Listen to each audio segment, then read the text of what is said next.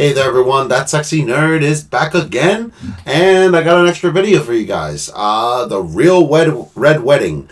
I have actually learned a lot about this in recent days. The Black Dinner, apparently. But to be fair, let's go over it a little bit. Game of Thrones Red Wedding was actually inspired by two events in history. One where these kids were murdered in a, what do you call it? Basically at a dinner, black dinner. They served them a bull's head and then they executed them. Long story. I'm sure that's what they're going with in this video. But there was also another one where the Scottish people took the Scottish people took in an enemy clan under a thing of friendship, a banner of friendship, and then said, "Hey, guess what?" And basically killed them all within their houses. So I mean, within underneath their protection.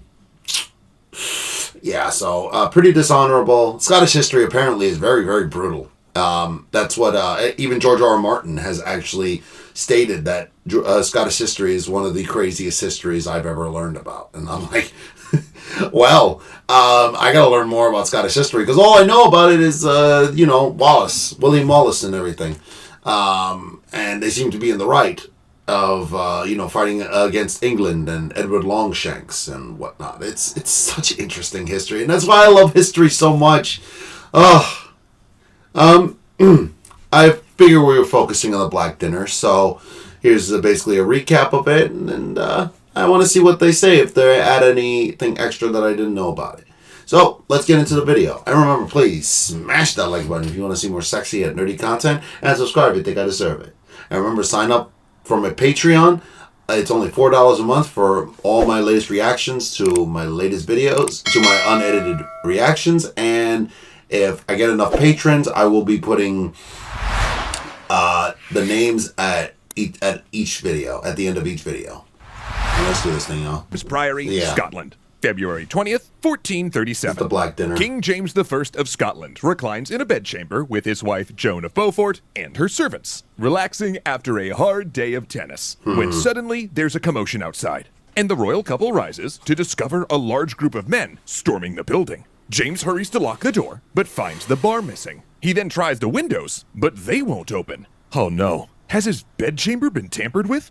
Oh, it had. Yeah. And at that moment, his trusted chamberlain is leading a group of assassins to the room. Desperate, James pries up a floorboard and attempts to scramble into a sewer he knows runs below. Meanwhile, at the door, servants try to delay the assassins. One even places her arm in the rung of the locking bar, but the attackers slam against the door until her arm snaps, forcing it open.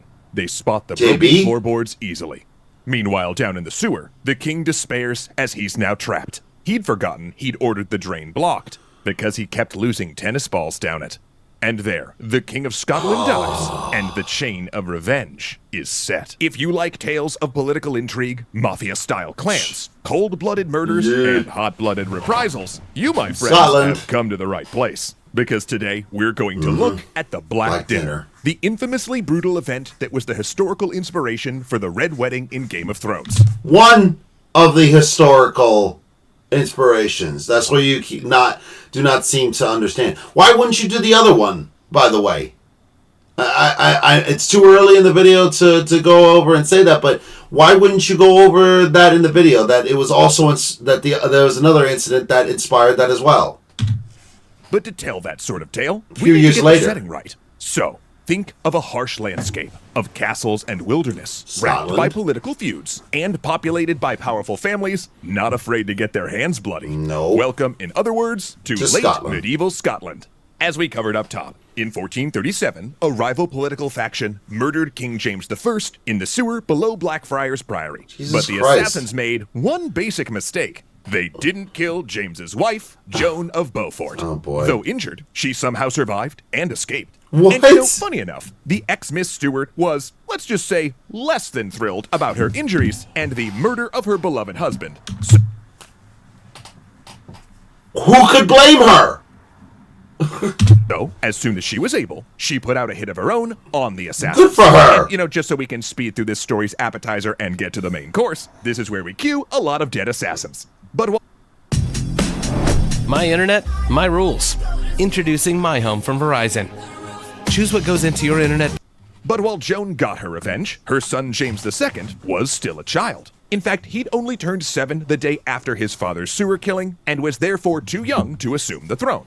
No big deal, though. The young James and his mother were allied with Archibald Douglas, 5th Earl of Douglas. Famed as the Black Douglases, the Douglas clan were the most powerful noble family in Scotland. Wait a minute. They'd risen to prominence in the early 14th century as loyal supporters of Robert the the Bruce, Bruce. the king who bested the English in Yes. Scotland's War of Independence. Yes. Ever since then, the Douglases had been acquiring land and prestige, expanding their power base in southern Scotland. By the way, shameless plug here, but watch my History Buffs episode of The Outlaw King. Right up here. So basically, they were the last family you wanted to make an enemy of, and the first one you wanted on your side, especially if you were a vulnerable boy king. And Archibald Douglas would have surely kept young James safe and, compliant with his own interests, were it not for one small problem. In 1439, 2 years after James II became nominal king, Archibald died from a fever. Shit! His heir was William Douglas, who was himself only 15 years old and hardly a fit guardian for the young James. Oh boy. Alexa, play. There's one very simple message. What should I tell him, my lady? Run. Run for your life. Alexa, pause.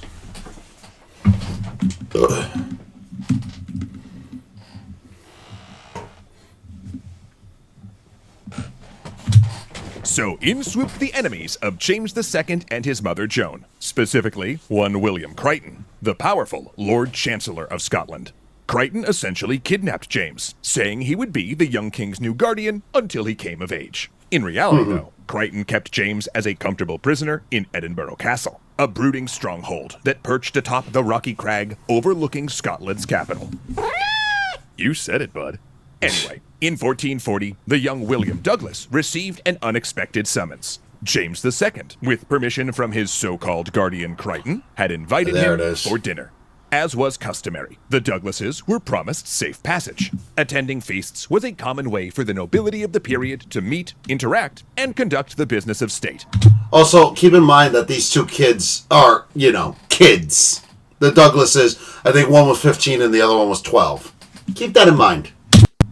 So both the 16-year-old William Douglas and his younger brother, the 12-year-old David Douglas, Okay, fine. It's supposed to be 15, but I guess they rounded up. the offer setting off through the wind and rain of a Scottish winter. Edinburgh Castle, November 24th, 1440. The great There hall we go. resounds with merriment and feasting. The wine is flowing, the hearth is glowing, and the first main courses have already been consumed.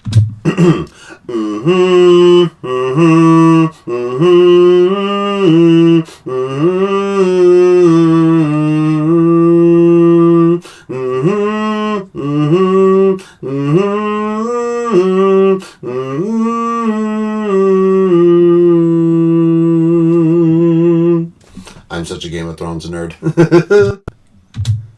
At the high table, the young King James is playing host to the two other youths, the brothers William and David Douglas. And James is enamored by the pair, enjoying their company. None have the first inkling as to what's about to happen.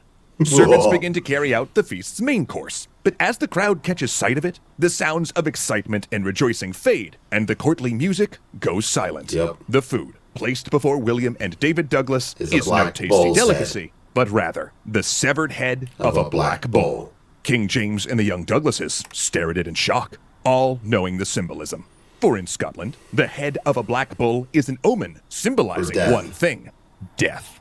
Shouts and screams break the edgy silence as men grab William and David. James rises too, protesting voraciously, but he's ignored.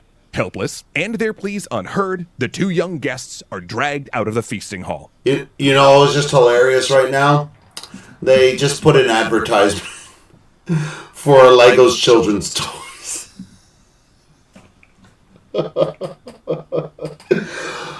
Oh, YouTube has a sixth sense of humor, or somebody has a sixth sense of humor. Whether it's God or YouTube, sixth sense of humor. Hall. At William Crichton's command, William and David Douglas are hauled to Edinburgh's place of execution on Castle Hill. Given a brief mock trial, they're found guilty of plotting against the very king who, moments before, had been enjoying their company. And without more words, the two boys are beheaded. The killings shocked Scotland, not only as acts of infanticide, but also because they violated the customs of hospitality that underpinned medieval Scottish life. To invite a fellow noble into your hall was to promise them safety and protection. Therefore, the murder of the young Douglases was a betrayal of the highest order. But just who ordered it, and why? Of course, as the public face of the killings, William Crichton was obviously involved. But he wasn't the only one. There were other nobles with gains to be made following the deaths of William and David Douglas, and none more so than the boys' great uncle, James Douglas. Yep, as in any good story of medieval intrigue, it was likely the scheming uncle who was behind it all along. James Douglas, known as James the Gross, stood always to inherit the land is. and titles in the event of his nephew's sudden demise. By the way, when did Hamlet come out? Oh. Was Hamlet inspired by Richard III? Well, I guess not, because in Hamlet, the uncle just stole the throne and didn't kill anybody and, allegedly had an affair with the widow, with the mistress or the wife or whatever, the queen. Glenn Close in one of those movies, and frickin' Mel Gibson acting like a crazy person is like, to be or to not be, because of course he couldn't do it. No, I'm kidding. He did it fine. We assume the plan for what would become known as the Black Dinner was subsequently hatched with Crichton and possibly a few others, though they covered their tracks well, likely in secret meetings with furtive messages to leave no hard clues about their involvement. But in truth, the outcome showed James Douglas's hand clearly enough. Once the unfortunate boys met their end and were disposed of in an unmarked Edinburgh grave, James the Gross became the 7th Earl of Douglas and one of the most powerful men in Scotland. But now you might be asking, just how much of the detail in this story is true? Well, as with so much from this period, it's hard to be absolutely certain. The closest we've come to a primary source is the Auchinleck Chronicle, which says only that William Douglas and his younger brother David were put to deed, or put to death. Whether there was a treacherous dinner featuring a bull's head isn't mentioned. However, later medieval and Renaissance writers started to include it in their histories, sometimes describing the animal omen as a black boar instead, and the account was cemented by famed author Sir Walter Scott, whose 19th century novels essentially created the medieval Scotland we imagine today. But whatever the truth of that night, the Douglas brothers' murder seemed to have a lasting effect on the young King James II. He survived his troubled upbringing and eventually turned the tables on the villainous James Douglas's son. Fittingly, King James II invited William Douglas, son and inheritor of the murderous James Douglas, to a feast in Stirling Castle in 1452, 12 years after the Black Dinner of Edinburgh. During the banquet, James and a number of other men sprung up and attacked Douglas, stabbing him 26 times before they, according to the Auchinleck Chronicle, struck his brains out with a poleaxe and tossed his body out a window. Damn. It seemed the ghosts of William and David Douglas finally had their revenge on the family of their treacherous great-uncle. Where's the Black uncle? Dinner has made for a dark, compelling story for over 5 centuries, a blend of fact with a likely pinch of fiction. And like all dramatic historical events, it spawned other tales, including some taking place in the realms of the fantastic. And Scotland is rife with such stories, weaving a rich tapestry that runs from the past into the present. And whether the exact details of the Black Dinner are true or not, one thing is for sure. Today in Scotland, severed bull's head remains decidedly off the menu. And running with that whole theme of no bull, I'm going to now turn this tale back. Wow. So, I didn't know they took revenge like that. I had recently only learned fully about the story, so I had no idea that they actually taken revenge like that. But on his son, why did the uncle die or something? That's ridiculous and unnecessary, but whatever. I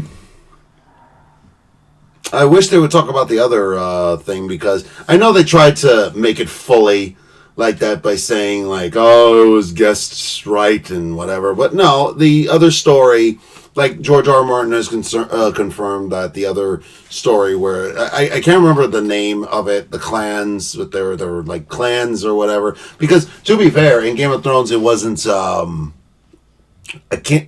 Actually, it was a king being murdered, but still, like his whole army was murdered, just like almost the entire family was murdered in the event that I describe. I don't remember the exact name of the incident, but yeah, like most of the family was murdered. Some of them escaped, but most of them were murdered. Just like, God, only a few people escaped the Red Wedding in Game of Thrones.